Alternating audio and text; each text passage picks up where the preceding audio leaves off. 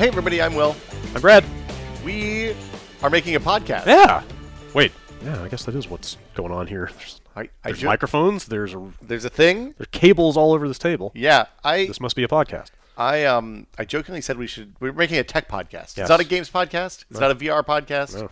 Tech podcast. Just tech. Tech. We love tech. Yeah. Technology. And we like talking to each other. Yeah.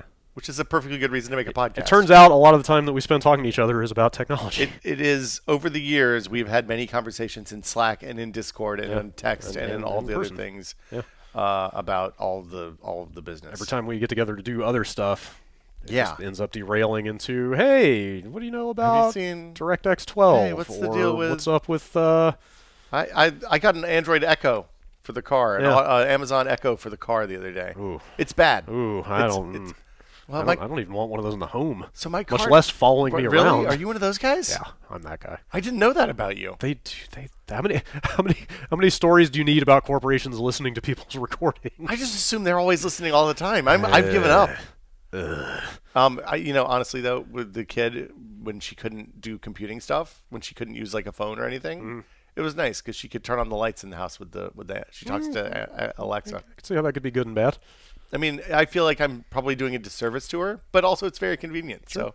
So, So we wanted to do a tech podcast where instead of sitting around talking about whatever the week's tech news was or talking about the stuff we've tested or reviewed or whatever, we wanted to just talk about one thing. Yes. Each week.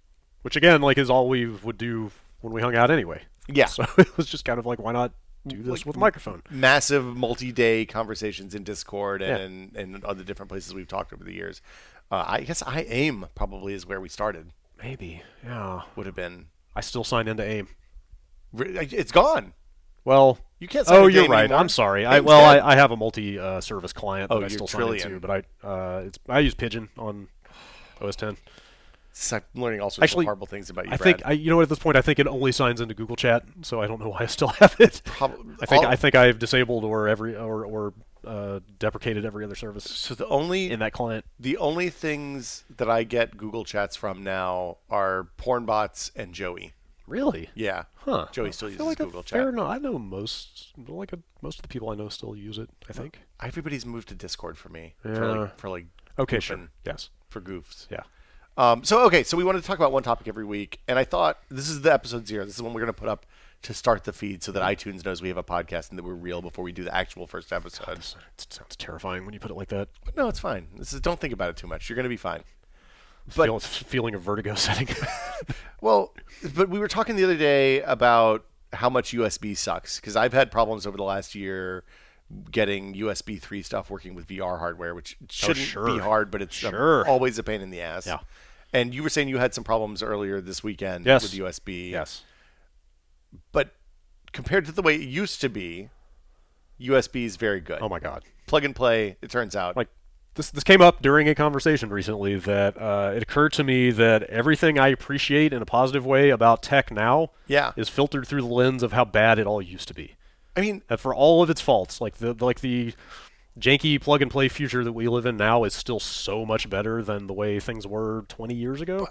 I'm not sure about that, Brad. Yes. Let's say you can do a lot more.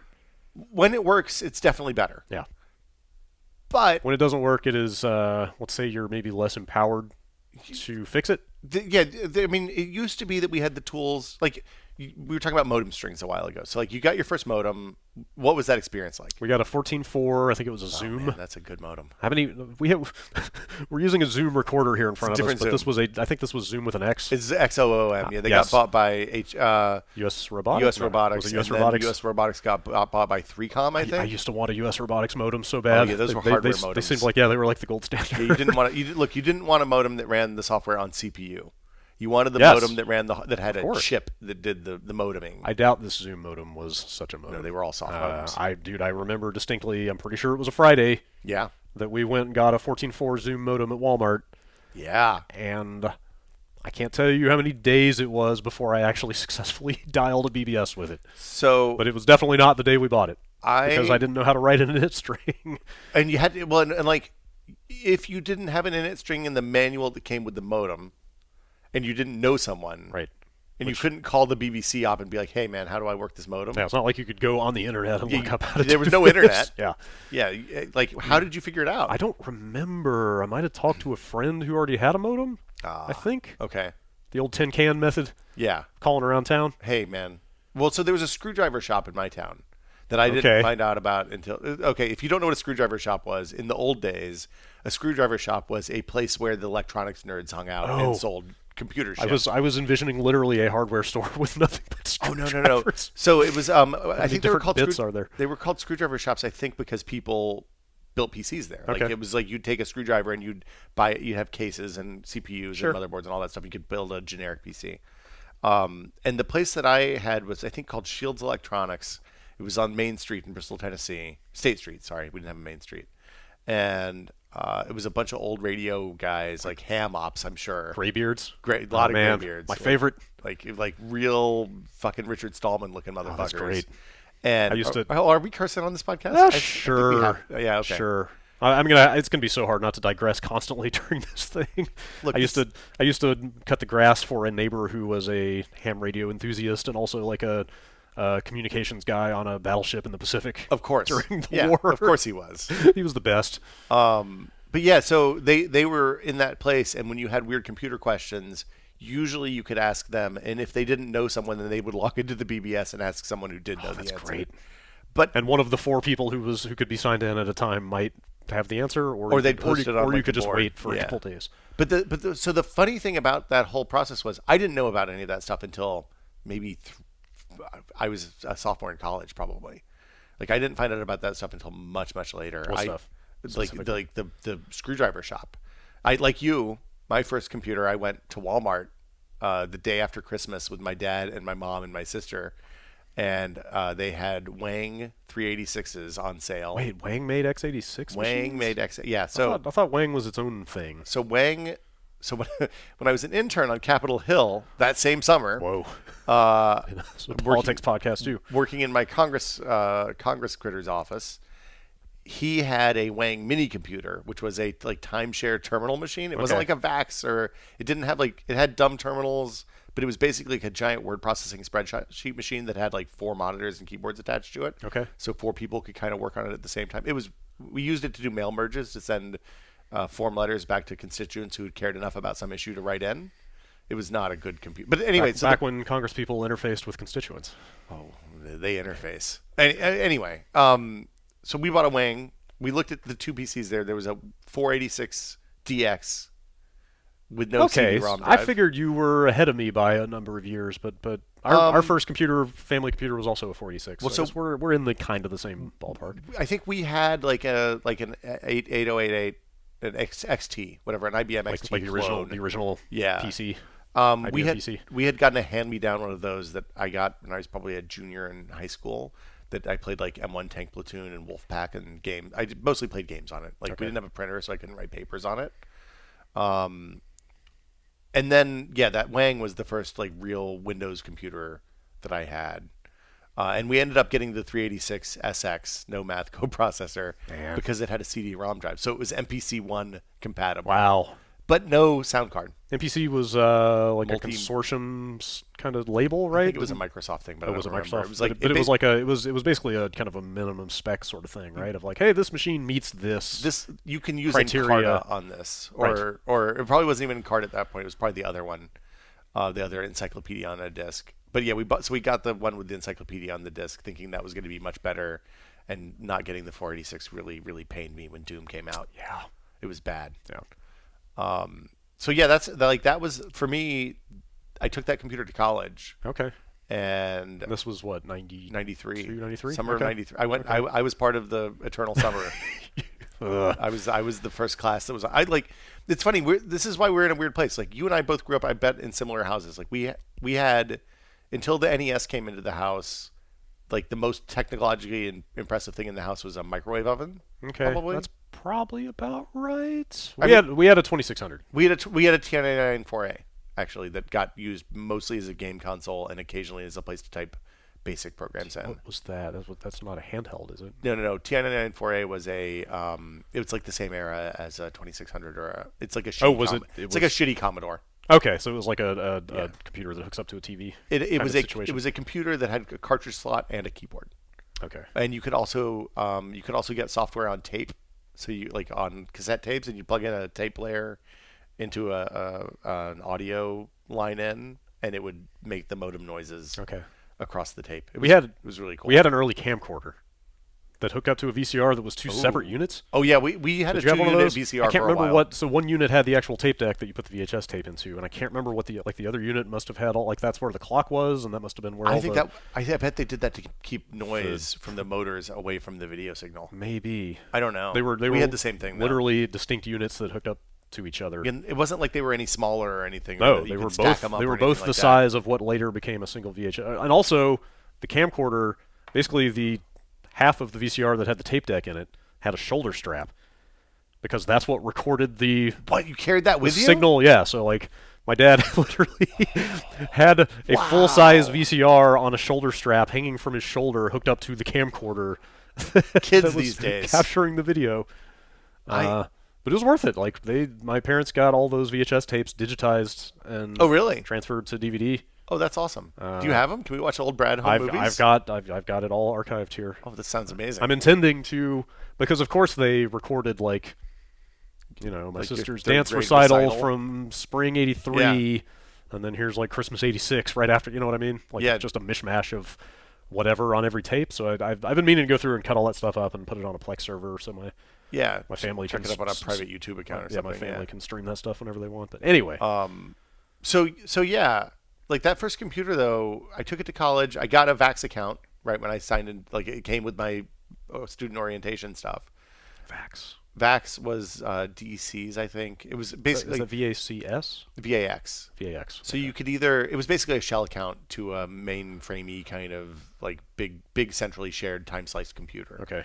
Is that literal Unix or some kind of... No, it's definitely not. Completely distinct. Yeah, if you wanted a Unix account, you had to sign up for CS classes. Okay. So I signed up for CS 100 the next semester and got a Unix account, which I could then slip and PPP into, which meant I could get Mosaic on the web in middle I guess Christmas of '93, spring of '94. You could run an IRC client. So you could run the IRC, Vax had IRC and Usenet and Archie and all that stuff. But at that point, Gopher, yeah.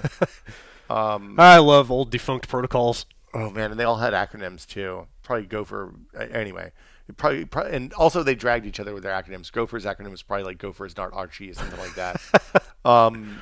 The thing about that time though was I lived in a dorm with a bunch of other people that were kind of computer nerds, for lack of a better term, and software piracy was rampant. We were copying those floppies left and right. I think one person would go buy a game, and then everybody on the floor would have the game within 15 minutes. Oh yeah. And there were we had exchange students living in the lounge at the end of the hall. They'd made that into a bigger bunk dormitory. There were a bunch of guys from Malaysia that just lived in the room at the end of the hall. And they introduced us to IRC and Usenet, because IRC was how they were talking to their family at home. Wow. Because it was, it would have cost a fortune to use the phone. Yeah. And they could just catch up with the fam on IRC. And I was like, hey, what the hell is that thing? The typing is going really fast there. That's back when long distance calls were charged by the minute. Yeah. For people who maybe they don't remember that. Oh God, yeah. So anyway, that whole thing opened the door to compete. Trying to figure out how to get TIE Fighter and Doom to run on a 386 kind of started me on this path. That's rough. So that's rough. Look, if you had 4 megabytes of memory, which was expensive because the Taiwanese memory fire thing, real problem there.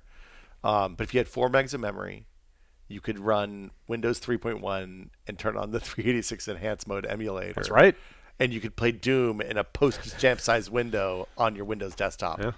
It was not a great experience. So our first computer for the family was probably middle of '94. Okay. It was a 486. This is hard to describe. It was. Do you remember Cyrix? Mm-hmm. So Intel created the 8486 line. Yeah. That's the 486 SX and DX that everybody knew. And it wasn't there were major portions of that weren't patented. Okay. Is that how the clones came about? I think it was that the big part of the instruction set wasn't patented and the socket wasn't closed. Yes. So the socket design, anybody could build a socket 7. Okay, so that must be how all the clones came about. Because so if you remember, Cyrix made the socket 6 back then. Yeah. So Cyrix made the 486 DLC, Uh-huh. which was basically a knockoff version of the Intel 486. Came with horse armor, right? Yes, probably. Yeah. We had a Texas Instruments manufactured knockoff of the Cyrix 486 DLC. Oh my God, that's which terrible. I can't even remember the actual acronym of. Oh. From Googling it this morning, it looks like in terms of speed, it was about equivalent to a fast 386. Okay. But it had a separate external math coprocessor on the motherboard. Like if you pulled that thing open. Well, that was standard for 486s. So I believe the DX had it integrated into the package. Or maybe it was external. I forget. You could add an x87 coprocessor to a 386 or 486. Yes, that is right. That gave it the DX. Yeah, so we had something very similar to that. Because like the 486 SXs couldn't do floating point math, right? Or couldn't do it very fast. It was much faster in hardware if you accelerated, and it turned out you needed floating point math to do Doom and all the all the good games. In effect, the CPU in our first computer was 2 chips because there was the main CPU and then there was this floating point coprocessor off to the side. Yeah. Also, no active cooling on any of that stuff. No, there were no fans on the CPU back then. Oh, I didn't even have a cooler on either of my first my next computer, when I went to the second year, my sister needed a computer for school. So she got the 386, and we went to Sam's Club and bought an AST Pentium 60. Okay. With the bug. I got one with the bug. Oh, no. It didn't matter. But that thing didn't have it didn't even have a passive heatsink on it. No? No. I think at some point with the Pentiums, they started doing that little ceramic package on there that was kind of a heatsink. Well, so the next machine I got was probably a K7, an AMD, like 166 or 200 or something like that. That one had an active cooling. Okay. It was the first one with a fan. It's hard to believe. Yeah. Like, I think about how much time I spend dinking around with cooling in my current PC, and the idea that like I once had a machine that had no fans in it is amazing. Yeah. The second PC we got was a Pentium 75.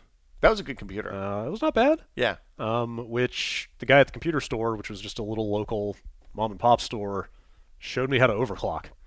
Nice. My first move that jumper. Was jumpers. He was just like, hey, check this out before we left the store with the computer. He was like, hey, let me show you something. He pulled the side off and showed me which jumpers to fiddle with and like where in the manual the settings were. I overclocked that machine from 75 to 90 for about a year. Yeah. And then that machine got real unstable. Weird coincidence. Really unstable. Huh. And it never recovered. So, but anyway, I don't mean to get ahead of. No. Was that before? Did you have a 3D accelerator in that card? Because you could have maybe had a Voodoo card at that point, but probably not. Oh, I think I did get a Voodoo 1 before that machine went out of service completely. So it was funny because my freshman year in the dorm, people were copying floppies left and right, and because nothing required 3D accelerators, pretty much if you had a computer that would run like Microsoft Word or Windows 3.1, you could play all the games up until the time Doom came out, and then you needed a math coprocessor. So it was like everybody was playing games. People were playing XCOM, and people were playing. I think it was before Command and Conquer, but Dune 2 was really popular. We were playing Westwood RTSs, and that shaped a lot of the stuff that I still like. That's why I was a Sierra adventure game guy for a long time instead of a LucasArts adventure game, because nobody on the floor was into LucasArts adventure games, or maybe they had better copy protection. I wonder if could that have been a regional thing? Because I was also into Sierra adventure games and never played any of the LucasArts games. And then when I moved to California, everybody I knew was in the LucasArts faction. Yeah, because all of the weird Petaluma crowd is LucasArts. It seems like that stuff was being developed around here, so I'm sure that had something to do with it. For me, it seems like this weird either-or situation of you were either into Sierra or LucasArts, but maybe not both. Well, for me, the LucasArts ones were so obtuse. Like, the Sierra ones had some internal logic, but that may have just been because I grew up playing Sierra. This is a different conversation for a different podcast. Yes, definitely. Also, we said no games. Yeah. Except where creating boot disks to free up conventional memory for games is concerned. That was the innovation I brought to my floor of the dorm as a freshman. Was I went out and bought a big box of floppy disks from the school bookstore, and I bought a Sharpie. And I would make a custom bat file and config sys for each game. Were you selling these boot disks? No, it didn't have the game on it. Okay. No. I know. I'm saying just purely a service to make boot disks that would get your games running when they wouldn't run. Well, could have been pretty lucrative. So I turned the PC into essentially a console, right? Okay. Like I put the last line in the autoexec bat. So in the old days, you had two files: config.sys and autoexec.bat. Yeah. Config.sys loaded a bunch of drivers, and autoexec.bat loaded set a bunch of TSRs, a bunch of environment variables. And memory resident programs like EMM 386 and stuff like that. Yeah. So at the last line, I would just launch the game. So I wrote TIE Fighter on the TIE Fighter disk, jammed it into the thing, you rebooted the computer, and it jumped right into TIE Fighter. Yeah. This is I don't know how much context we should give. I don't know who's listening to the podcast, but this is basically regarding the apocryphal Bill Gates 640K should be enough memory for anybody. Yeah, quote. That's all you'll ever need. Well, yeah, because that was the challenge. It was like that scene in Apollo 13 where they had to get the rockets to fire with like 6 volts of electricity or something, right. And they're figuring out all the. You had to figure out like you're like, okay, I need to have the mouse, but I don't need to have joystick drivers for this game. Like basically, even if you had a whopping 4 megabytes of memory, DOS was not smart enough to use all that properly, or games were still designed with this legacy memory structure in mind. That was it. Where yeah. Anything crucial to running the game had to fit into that 640K, or we're not playing the game. Well, and this comes back to the thing I was talking about before, in that you like it may not have worked, and it wasn't easy always to get it to work, but you could actually see what was going on under the hood, kind of enough to figure out. If you spend enough time banging on it, you kind of got a sense of that stuff. Because like if you needed to use a mouse in DOS, you had to manually load a mouse driver to make it work. Right. So like the day that I figured out you could load the high memory was like. I forget however much, several hundred more kilobytes above the 640, I believe. Yeah, it was like 200. It was another space to move crucial stuff into. Like the day that I figured out you could move the mouse driver into high memory, so it didn't take up conventional memory anymore. HighMem.sys. Was like it's changed my life. Well, but in figuring, this is the thing that was interesting. Like because I was into games and because games were hard to run, I ended up having to learn a ton about how computers work. Right. Which is how I ended up getting my first job and all that stuff down the road. It's worth mentioning that my first computer didn't have a sound card. Wow. Yeah. No kidding. No. Wow. Ours had a Sound Blaster 16, so we were like, I didn't know how good I had it. Yeah. Until I went back and started figuring out like what an ad-lib was and like what it was like before you had a DAC on a sound card and could do digital audio. See, I went and we got lucky. I went and bought a SB16. It was like $200 for a sound card. Yeah. Which was a ton of money. Yeah. But it turns out it was nice to have more than just beeps and bloops because it did have the little speaker. It would go beep beep boop boop. Wasn't that fun playing games? No.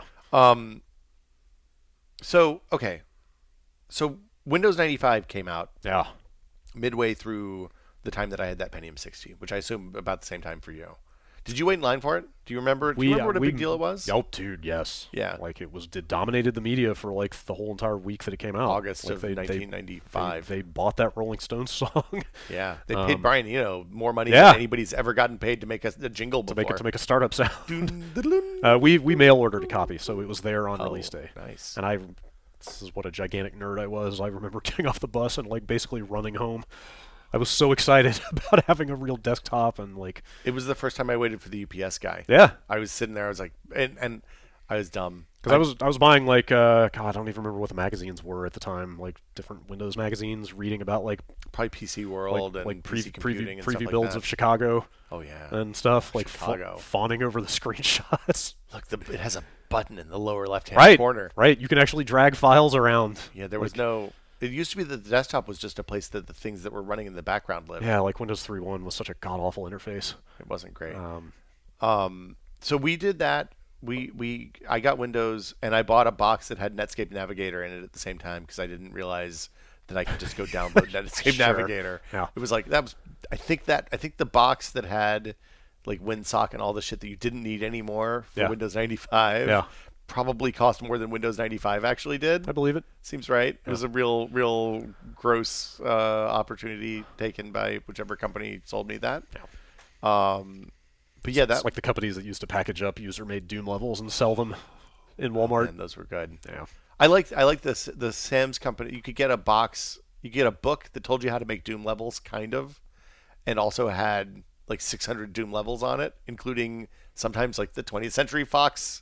Aliens mod and Aliens TC. Yeah, all that stuff.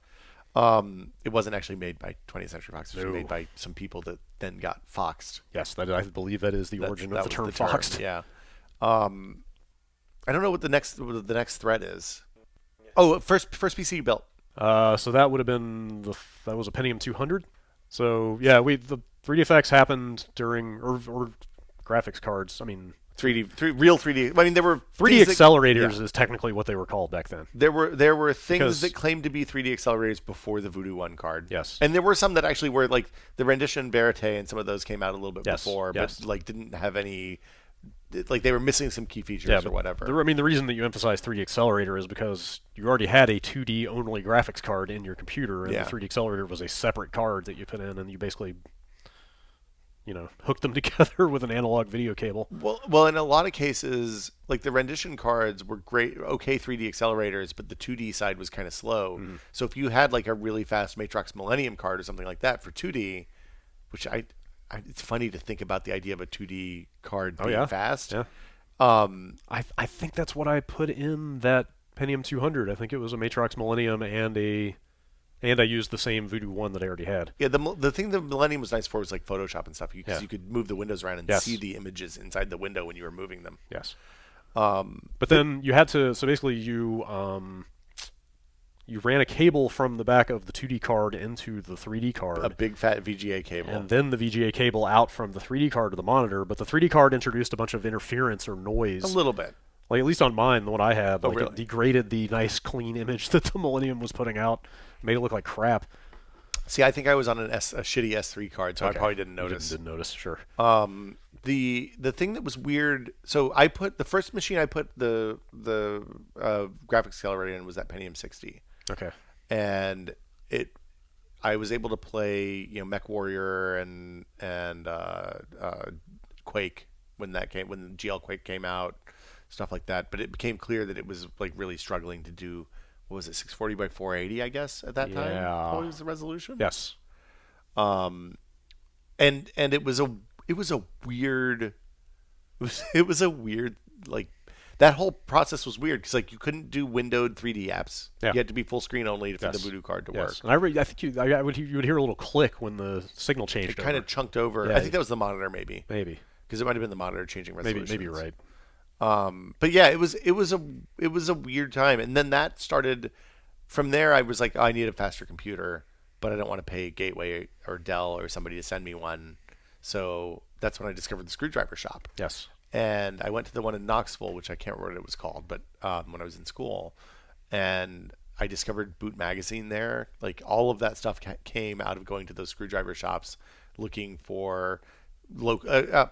Well, there were two things. One was that we started to see the first of the kind of online retailers for PC hardware. Yeah. So a lot of screwdriver shops in places like Kansas and whatever would list the stuff that they'd bought white box from Asia, and they'd sell it in the U.S. for a lot cheaper than you could get it at Circuit City or CompUSA or whatever the other Micro Center, whatever your computer retailer was.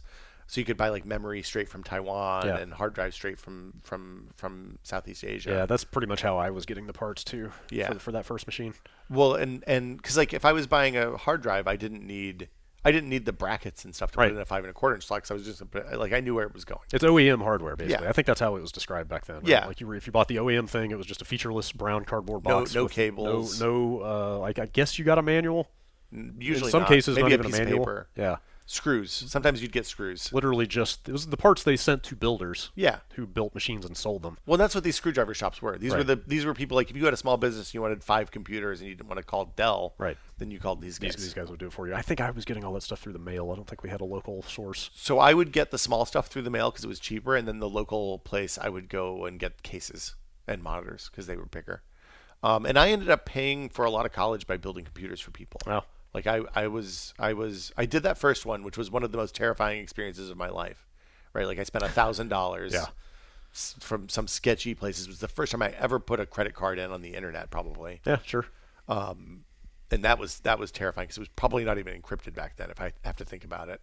And then 2 weeks later, there was a UPS strike, so 9 of the 10 components arrived via mail, and the 10th was in a truck someplace while UPS was striking. I was like, oh, I'm dying. Sure. It finally came. I set up on the dining room table. It was summer break. I was at my parents' house, and I'm putting together the first computer I ever built using a guide.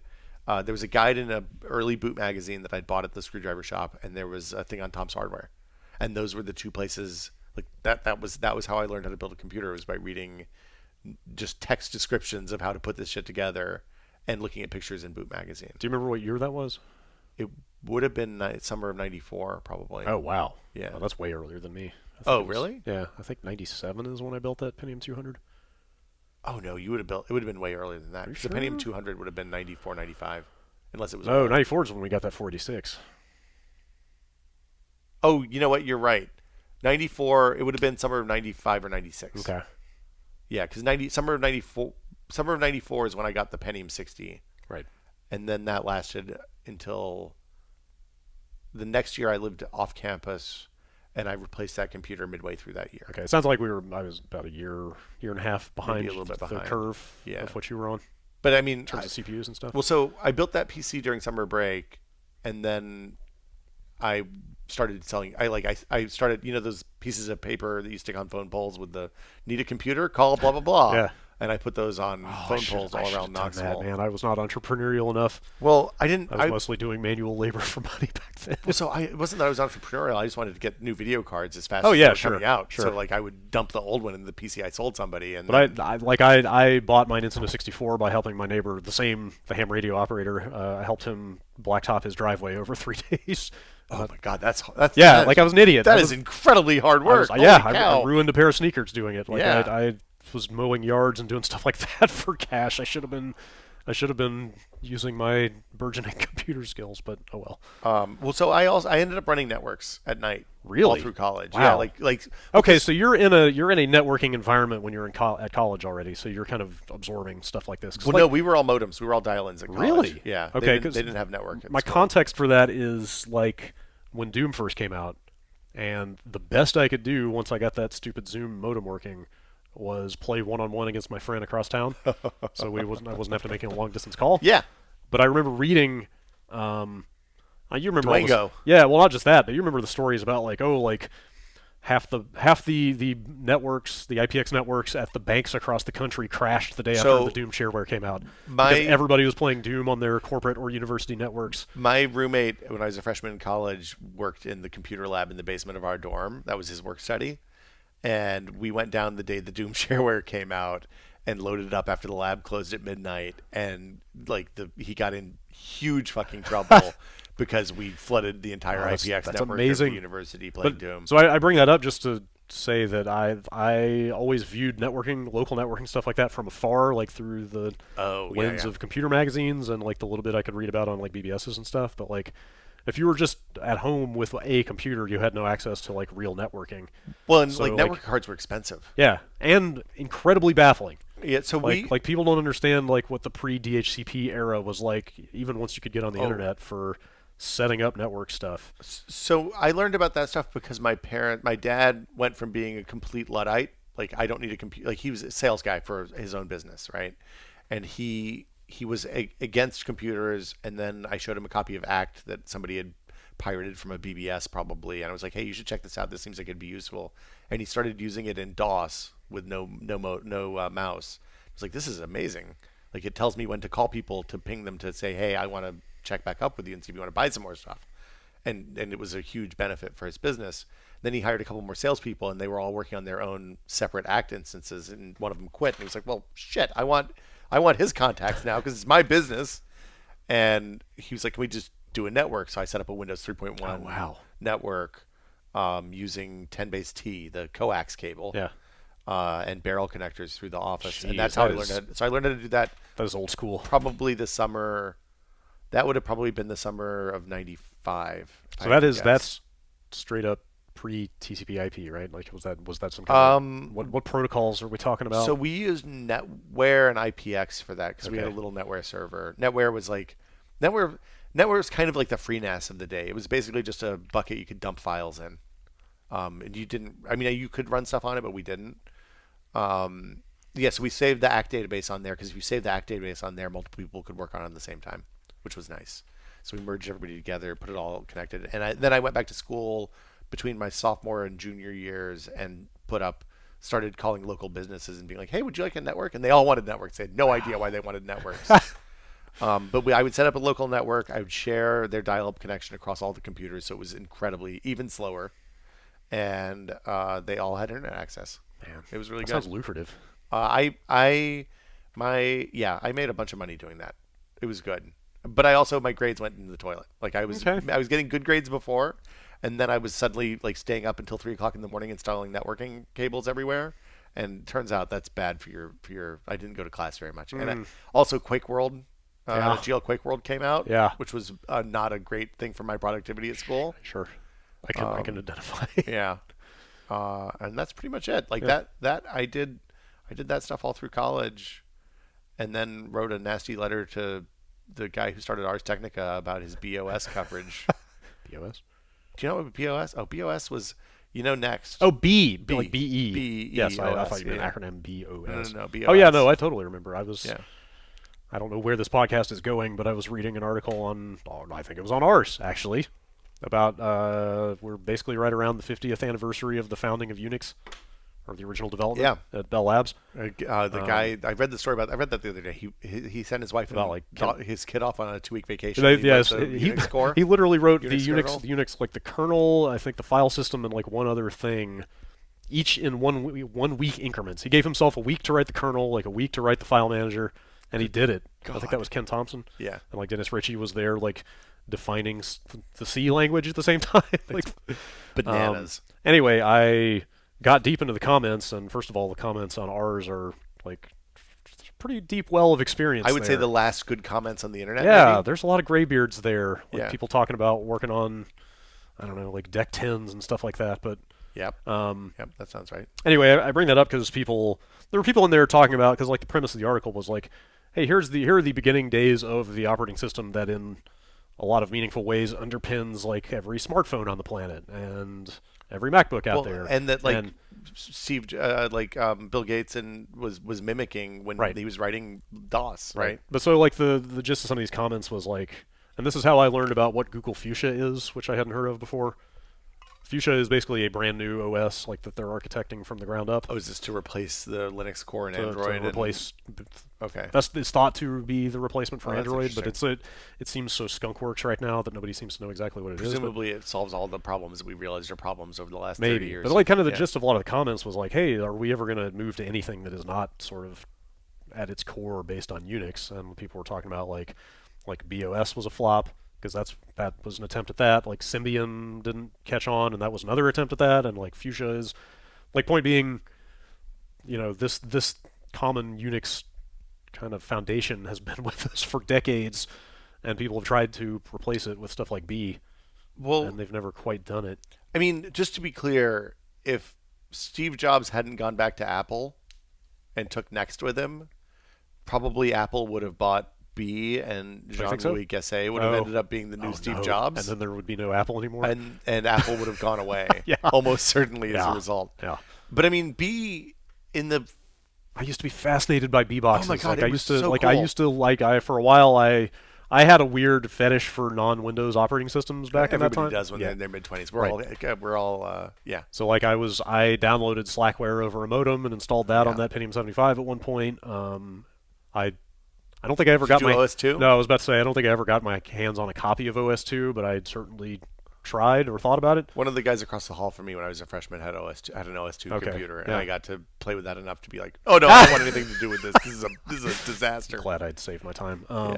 And B, I think BOS4 didn't it originally? It only ran on their PowerPC machines, but then didn't they ultimately port it to x86? So yeah, with BOS4 they ported it to x86. So I thought for a long time about trying to get BOS and 4 and install it on a PC. So during my sophomore year, I had a dual boot of BOS and Windows, and used BOS for my like word processing and stuff. Yeah, and it was really neat. It was really hard to get stuff off of it. Because like there were no USB thumb drives at that point, and there was we didn't have file shares or anything like that. So yeah, it was the thing that was neat about it was preemptive multitasking before anybody but Windows NT was doing that. Okay. And as a result, and also it was really good at slicing resources, so you could like run 15 video windows on that computer at the same time, and Sure. like that was the demo they always gave. Yeah. But it was neat. It felt faster than anything did for another 5 or 6 years, Okay. probably. So yeah, NT is where I ended up actually. And NT was the right place to land. I ended up with the Pentium 200. I ended up putting NT4 on there Yeah. because it had the 95 interface, but it had an actual like proper 32-bit kernel underneath, and like It was fast. DirectX support was bad, so there were a lot of games you couldn't play super OpenGL well. was fine, but though. OpenGL was fine, so you could play all the id games, All which the is Quake all, World that was I all really, you wanted. all Yeah. I cared about. Hexen kind of worked. Yeah. Yeah, so it's funny, that was the same exact thing. I ended up doing the same exact path. And then Windows 2000 came out and everything worked really well, Yes. and it was amazing. Windows 2000 was like, to my mind, probably the first actual good Windows. I think Windows 98 was good. It was okay. Windows 98 was the first one where USB actually worked. Well, that's the thing. I mean, there were still a bunch of piecemeal kind of add-ons that you needed for different stuff. Oh, it wasn't good, but Like, it worked. I guess what I mean is, like, out of the box, I feel like 2000 did most everything you needed. I think that's fair. And then XP kind of refined that and Yeah. became like the actual real first mainstream Windows that everybody. Well, wasn't there a Didn't problem totally with hate. big hard drives back then too, where you, Oh, like if probably. you used There's a million. pre-FAT32, you would Probably. have a lot of slack space or something. Yeah. I mean, you still can't create a file called COM1 really? in Windows 10, is my understanding, because of legacy file system stuff. I've read that, and I think that was in the Ars comments for that story. That seems right. Legacy cruft is around everywhere. But Yeah. Legacy cruft is around everywhere. Yeah. I think that's as good a place as any to wrap I it guess up. so, yeah. What was your first computer? You built the Pentium 200? I built the Pentium 200. How'd it go? Fine. It booted. I don't. First time? Unlike you, I don't remember how I learned how to do it. Oh, really? I don't remember. I also don't remember how I found the parts. Like I know, I'm pretty sure I bought them through the mail. I went to. There was a lot of OEM stuff, like you said. 'cause Oh it was God, a there lot was cheaper. a website. What was the website called? It was before NeoSeeker. It was PriceWatch. Okay. PriceWatch was where I built the second one. The first one I went to a site called Paragon that was operated out of Kansas someplace, Paragon Tech, and they sold. It was like a screwdriver shop that sold stuff real cheap. And I bought memory and a CPU. I bought a K7 or K6. Okay. K6 200. Yeah. So I don't know if this is a separate episode, but this is around the time right after that Pentium 200 was around the time that I fell real hard into overclocking. Oh yeah, Because I didn't have it was a a ton. good time for it. I didn't have a ton. Yeah, totally. Yeah. And, like I didn't have a ton of money for computer stuff, but I wanted them to be fast. So like, Yeah. buying the cheap thing that would overclock like my mother. Were you on Shack News at this point Oh, yeah. already? Yeah. Yeah. Well, so it was. That's where I started on. I mean, it was the Quakeholio when I Yeah, started yeah, in yeah. like '97ish. that was It was where like it was the Quakeholio, which became the Sugar Shack, and like Blues News and Stomped and all those Redwood stomped. all Yeah. those websites. Where's Redwood now? No one knows. I googled that about a month ago, actually. really? Anyway, this is probably too much to cram into the end of this episode, but like the whole progression of like the Celeron 300A Yeah. to the what was it? I think the Duron 600. Well- like at any given time, there was like, if you're a broke college student, here is the chip to buy that you can overclock like 50%. So that was exactly it. There was a time, and we should talk about overclocking. We'll do an episode about overclocking at some point in the future. But there was a time, and this was all stuff that I found from message boards. So from Quakeholio and from, God, what was the other one? It was before NAND. May have been on Tom's site. But like the SL2W8 was a Pentium 300 that was a straight multiply. So Intel kept changing slot and socket designs. Everyone's like, "Oh, this is the end of overclocking. You're not going to do this anymore." Yada yada yada. Remember when your CPU was a cartridge for about 2 years? That was a good time. That was weird. Those things were real bad. Yeah. Well, the 300A was a. You was could a get it cartridge both ways. design. Oh, really? Yeah, because I bought 300 days later for a dual Celeron machine. Oh, wow. Using an 8-bit BX2, I think is what that was called. Oh man, I miss 8-bit so much. That was such a janky, wonderful machine. Yeah. Like 2 cores in like 1999, maybe 2 physical 98. CPUs. 2 CPUs. That's wild. Yeah, it was a good time. Yeah. Yeah, so we're not going to be old man yells at cloud every week. No. That's not the intent here. No. But I figured. I mean, I would. But Yeah, I mean, look, if that's what people want, Nobody needs to hear that. sex sells, Brad. What can you say? Yeah. But if we'll talk about more current stuff in the future, but we figured this was a good place to start. Yes. Let you guys know where we came from. We didn't even grass about USB. Look, USB 3. Oh, it's. Yeah. Why would they reduce the number of endpoints you can have on a USB chain? That's all I'm going to say. Wait, well, I didn't even know about that. Yeah, you can only have 128 endpoints on a USB 3 chain. Only? Well, you say that, but like a Vive is like 9 endpoints. Oh, okay. So, and a Rift is more because it has all those cameras. And if you add that, and you have RGB lights on everything, so the lights are one endpoint, the keyboard's another endpoint, and it just adds up. I spent half the weekend trying to copy a bunch of data off to a USB hard drive and not understanding why the copy kept failing. Oh no! What happened? I was using one of the case ports attached to a header on the motherboard. That was a what, USB 2 port? No, it was USB 3. Oh, really? But then all I did was switch to using one of the USB 3 ports directly on the motherboard, and it went totally fine. So then it was just a bunch of time of is this port jacked, or yeah. The consensus just seems to be that motherboard header supplied USB ports on cases are bad. So for reasons nobody knows, are they not supplying enough voltage? Is there too much interference on the cheap cables they use to hook up to the case? I had a similar problem a couple weeks ago where I would plug my 128 gig USB thumb drive into the front port on my computer, and it would just connect and disconnect and connect and disconnect and connect. That's exactly what this hard drive is doing. It was an Asus X99 Premium 2 board. Yeah. And I had 2 machines with that. One was fine, the other one not so much. Yeah. It's bad. You can't trust electrons. No. Well, and so to go back to the thing that we hinted at the very beginning, the thing that they do now, where in Windows 95 you could see how much bandwidth each device on the USB chain was using, how much power each device on the USB chain was using. Yeah, it was all buried in the device manager stuff. I didn't know that. That's all gone now. And all of that stuff is you can't see it obscured anymore. now. Yeah, you have to download some third-party utility from a sketchy site that's probably not signed. It makes you think, oh man, I'm probably gonna get a bunch of weird viruses doing this, but what the hell? Yeah, that is the biggest downside. Is everything has gotten smaller and more integrated and miniaturized. Is that so much exists in a black box now. Look, if you can't take it apart, you don't own it, Brad. That's right. That's the only thing to remember. Yep. Sweatpants Tech Podcast. Yeah, I guess that's where. Barefoot. Maybe. Barefoot Tech. Yeah, Barefoot Tech. Yeah. We'll see you next week. All right. Thanks for listening to us. Yeah. Ramble. Yeah. About how old we are. Yeah. See you then. Bye, everybody.